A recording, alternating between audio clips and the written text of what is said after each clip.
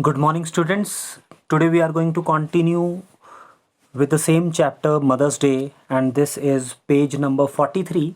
And we have already read till now that Doris and Cyril, they were taught a very good lesson by Mrs. Pearson, who actually had the soul of Mrs. Fitzgerald. And Mrs. Pearson had actually told them that they should start behaving in a good way with their mother, otherwise she would stop doing anything for them, and she would also have 5 days a week like the all the other jobbers, and she also would have a weekend on Saturday and Sunday like the other people.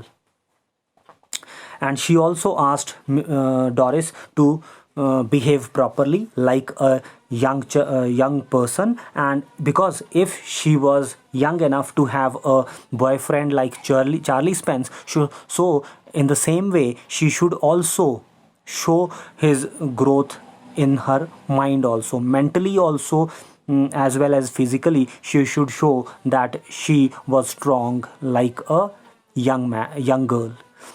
George Pearson enters left. He is about 50, fundamentally decent but solemn, self important, pompous, preferably. He should be a heavy, slow moving type. He notices Doris's tears. Now, this is very important actually. What has happened now? There is a new character in this chapter who has been introduced. His name is George Pearson. And who is George Pearson? George Pearson is actually husband of Mrs. Pearson.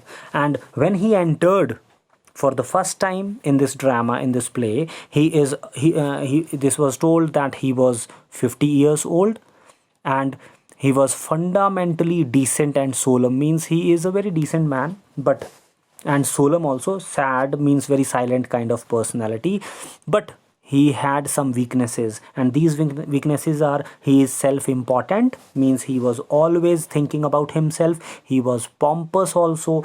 Pompous here means that he was actually showing that he was really, you can say, a grand personality. He was just thinking about himself. He was making a false show about so many things.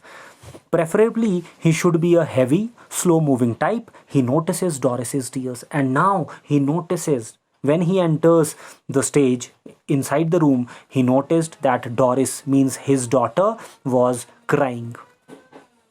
And he was a very heavy man. Heavy means he was a fat man. George said, "Hello, what is this? Can't be anything to cry about." George said that what was that? Why she was crying? Why Doris was crying? And Doris threw sobs. Sobs means she was really crying a lot, and through his cries, she said, "You'll see."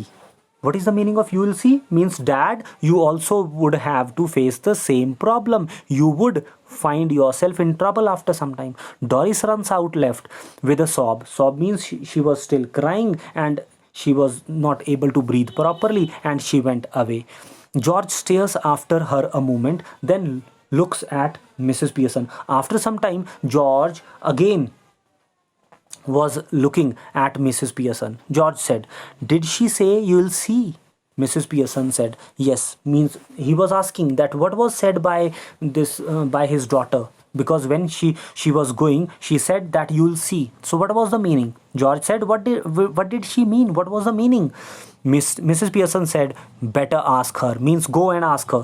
George looks slowly again at the door, then at Mrs. Pearson.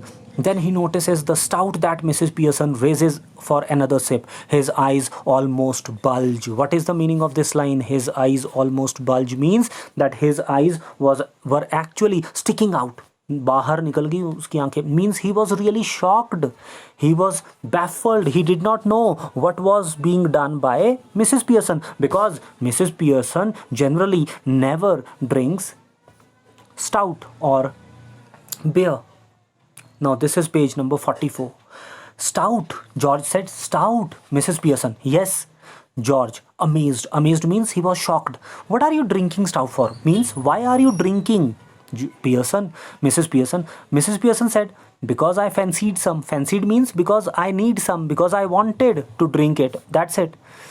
George said, at that this time of day, means because it was maybe afternoon, so they never expected her to take stout at that time of the day. George said, at this time of the day. Mrs. Pearson, yes, that what is wrong with it at this time of the day? Means can't we have stout in the day? George said, bewildered. Bewildered means he was really confused again. She said, nothing, I suppose any, but I have never seen you do it before. Means George was shocked and he wanted to know that why she was taking stout, because he had never noticed her before, you can say, drinking such thing. Mrs. Pearson said, well, you'll see, seeing me now. Means see it now then. George said with heavy distaste, means he was really shocked and surprised and disappointed. He said with sadness, yes, and I don't like it. It doesn't look right. I am surprised at you. Means, according to George, when a lady was sipping stout, it doesn't look right. And he was surprised. Mrs. Pearson said, well, that ought to be a nice thing for you. Means, this is really nice if you are surprised. George said, what do you mean? Mrs. Pearson said, it must be some time since you were surprised at me, George. Means, I really wanted to surprise you. I wanted to give a surprise to you because I never surprised you for a long time. So that's it.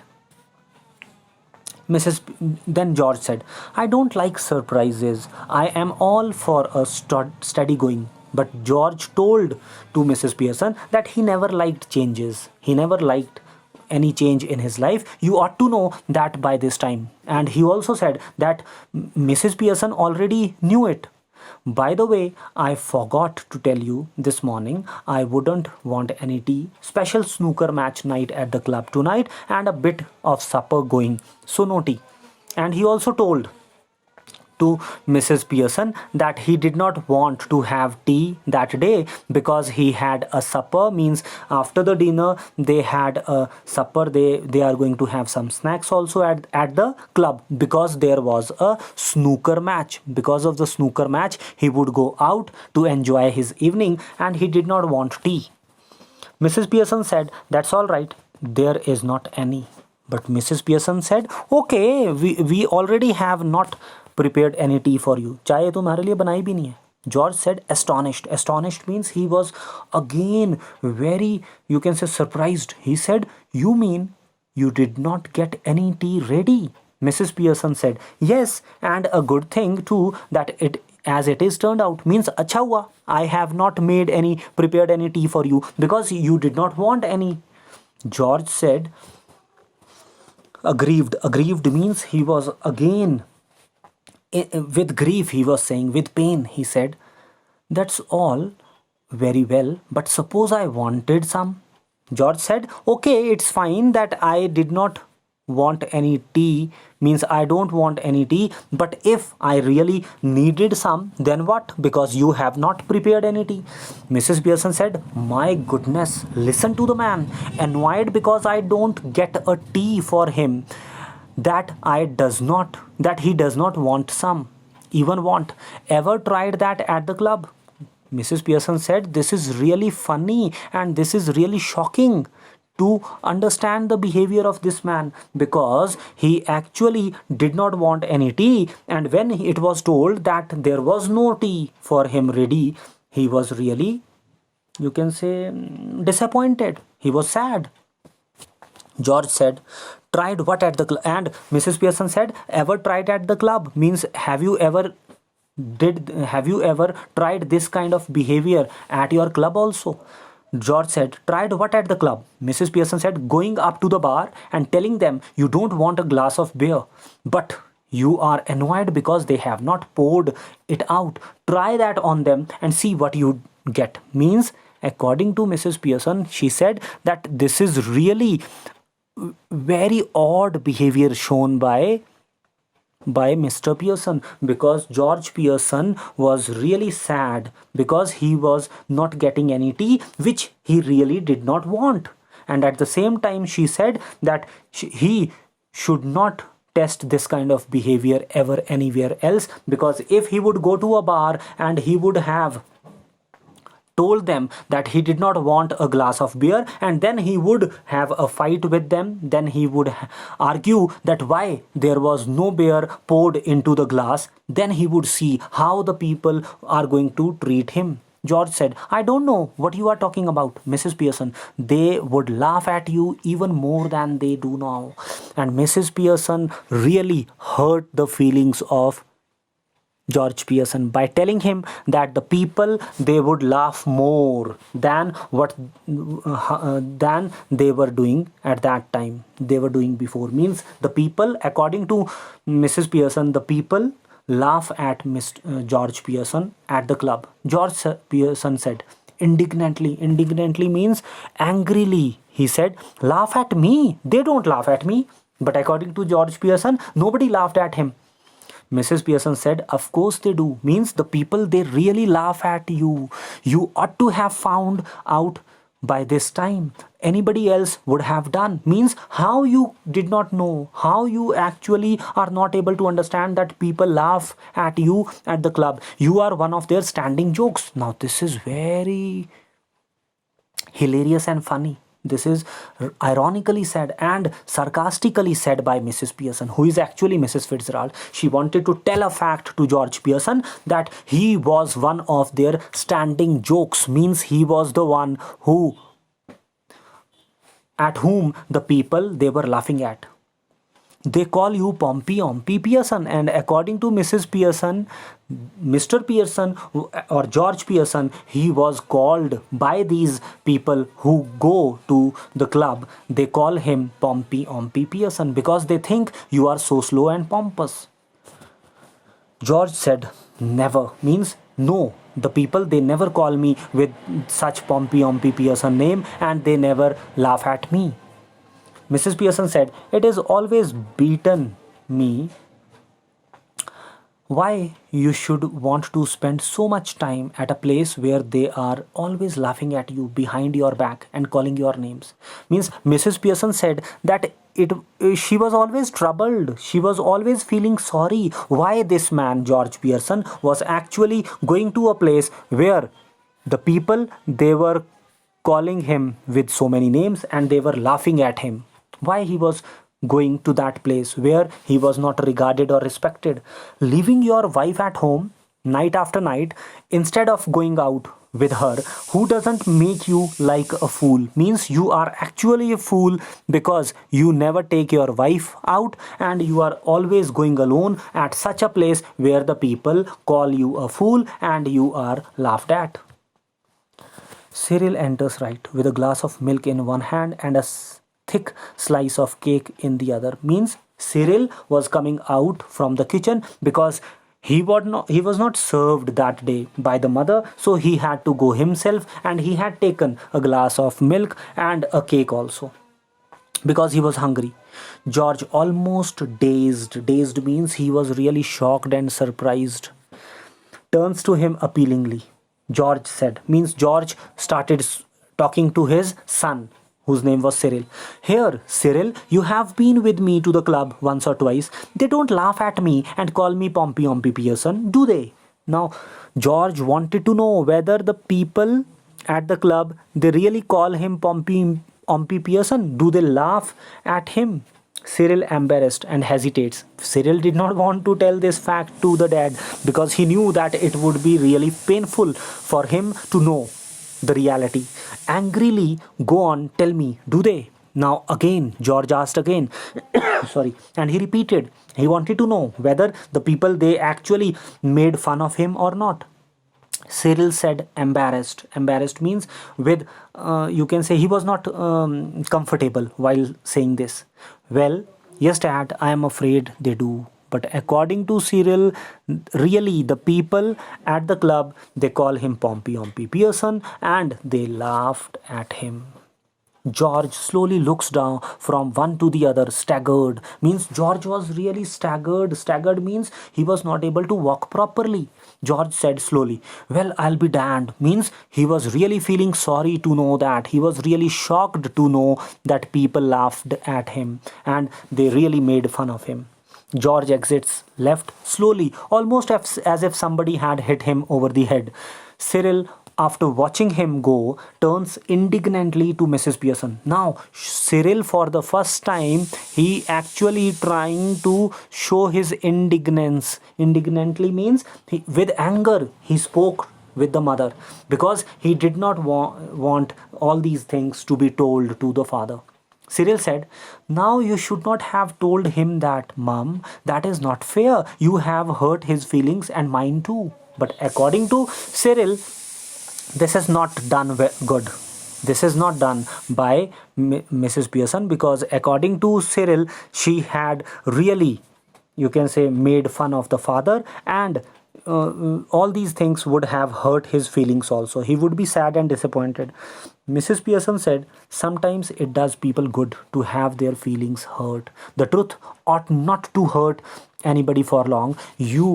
If your father didn't go to the club so often, perhaps they would stop laughing at him. But according to Mrs. Pearson, sometimes it is really good for people to have their feelings hurt. Sometimes it is really good to show the reality to the people, because they would be able to understand the criticality of the situations. And maybe after this, this man George Pearson would stop going to the club, because it is really not good for him, because he is really a standing joke at the club and the people laugh at him. So when he would stop going there, the people would not laugh." Cyril said gloomily. Gloomily means in a very sad way, "I doubt it." This is page number 46. Mrs. Pearson severely. Why severely is written? Severely means in a very blunt, in a very rude way. She said, "Possibly you do, but what I doubt is whether your opinion is worth having. What do you know? Nothing. You spend too much time and good money at greyhound races and dirt tracks and ice shows." But because Cyril said that he really doubt on the idea that was there in the mind of Mrs. Pearson, so Mrs. Pearson said, possibly there would be a doubt in the mind of Cyril, but it doesn't matter. Why? Because according to Mrs. Pearson, Cyril was not of any use. He was such a person who was not only spending his much time and money on the greyhound races and dirt tracks and ice shows. Means, according to Mrs. Pearson, Cyril was not an important personality. And according to her, Cyril was always wasting his time and money also. Sometimes he was going to see or watch the cinema. Sometimes he was going to watch greyhound races. Greyhound is the name of hunting dogs. So sometimes he was going to see the races of the hunting dogs and dirt tracks and ice shows, and he was wasting his time and money only, and he was not using his mind and time for any productive work. Cyril said sulkily. Sulkily means in a very dismal, in a very dull way. He said, "Well, what if I do?" Means, this is my life. I can do anything. I have got to enjoy myself somehow, haven't I? Mrs. Pearson said, "I would not mind so much if you were really enjoying yourself. But are you?" Means, if he would have enjoying his life, it would have been a better situation. But according to Mrs. Pearson, he was not enjoying. And where is it getting you? Means he was actually spoiling his life by doing all such things, because he did not know anything. He was not doing anything. He was not learning anything. There is a sharp, hurried knocking heard of left, and then they heard that somebody came to the left-hand side of the people. Cyril said, "Might be for me, I'll see." Cyril said that somebody was at the door because there was a knocking, so he went to the door because he actually expected one of his friends. Cyril hurries out left. In a moment, he re-enters, closing the door behind him. Means he actually closed the door and he came back. And he said, "It is that silly old bag from the next door." And what is the meaning of this line? According to Cyril, somebody had knocked the door and she was nobody else but Mrs. Fitzgerald, and he called Mrs. Fitzgerald a silly old bag. उसने कहा एक आटे की बोरी वो फिर से आ गई मोटी. Means he was actually calling her silly old bag. And he did not know that The person who was just standing in front of him was not Mrs. Pearson but Mrs. Fitzgerald. You don't want her here, do you? Means, do you want to meet her or should I send her back? Mrs. Pearson said sharply, certainly I do. Means she really wanted to meet her. Ask her in. Means welcome her in and don't call her a silly old bag either. She is a very nice woman with a lot more sense than you will ever have. But according to Mrs. Pearson, who is actually Mrs. Fitzgerald, she was really sad to know and she was angry because she was called as silly old bag by Cyril, and she said that they should not really behave in such a way to a very nice woman, nice lady. Cyril said, exits left. Mrs. Pearson finishes her stout, smacking her lips. Means Cyril actually exited from the left door, and Mrs. Pearson finishes her, you can say, beer, and she had smacked her lips also, hitting her lips. Cyril re-enters left, ushering in Mrs. Fitzgerald, who hesitates in the doorway. Now, because Cyril actually re-enters from the left door, after him, Mrs. Fitzgerald was coming inside. Come in, Mrs. Fitzgerald. Mrs. Fitzgerald said, moving to the left center. Now, this is very important. Wherever Mrs. Fitzgerald is speaking something, this is actually Mrs. Pearson. Moving to the left center anxiously. I just wondered if everything is all right. Means she really was afraid that what would have been done by Mrs. Fitzgerald in her house. Cyril said sulkily, no, it isn't. Means, according to Cyril, nothing was good. Nothing was fine inside the house. Mrs. Pearson sharply, of course it is you. You be quiet. Mrs. Pearson said, yes, everything was quite well inside the house and he should be quiet. He shouldn't speak anything. Cyril said indignantly and loudly, why should I be quiet? Means, what is the reason why I should be very quiet? Mrs. Pearson shouting, because I tell you, you silly spoilt young python. Now this is again very important.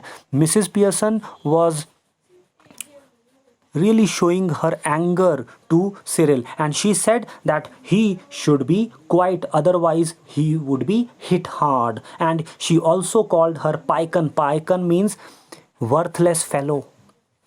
Mrs. Fitzgerald protesting nervously, oh no, surely. But now why she said oh no, surely? Because this is actually Mrs. Pearson and she did not want that anything wrong should be done or happen to Cyril, and Cyril should not be rebuked by Mrs. Pearson or Mrs. Fitzgerald. Mrs. Pearson said, now Mrs. Fitzgerald, just let me manage my family in my own way, please. Mrs. Pearson said that according to her, Mrs. Fitzgerald was somebody from out of the family. She did not belong to her family and she had got the authority and the chance to handle her family in her own way, and Mrs. Fitzgerald should not interfere. She had no right to interfere in their personal matters. Mrs. Fitzgerald said, yes, but Cyril said sulkily and glowering, my Mr. Cyril Pearson, to you, please, Mrs. Fitzgerald.